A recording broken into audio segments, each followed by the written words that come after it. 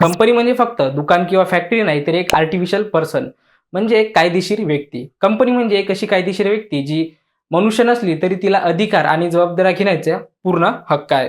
तर कंपनी फक्त एक कंपनी नसते, तर बऱ्याचशा कंपन्या असतात. जसे की one person company, private company, public company, statutory company किंवा रजिस्टर्ड कंपनी. तर असं काही रिझन आहे की लोक फक्त कंपनीत बनवून धंदा करतात. भाई धंदा तर असाही करता येते.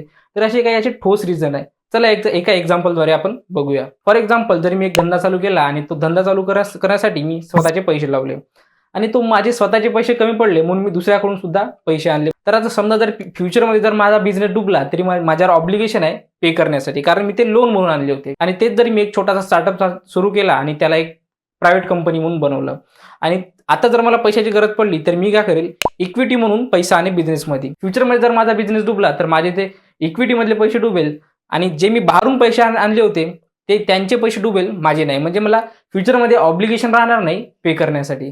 तर हाच फायदा आहे कंपनीचा. तर आता अशा बऱ्याचशा प्रकारच्या कंपन्या आहे, बघूया पुढच्या व्हिडिओमध्ये. तोपर्यंत बघत राहा आणि शिकत राहा कॉमर्सचं स्मार्ट नॉलेज.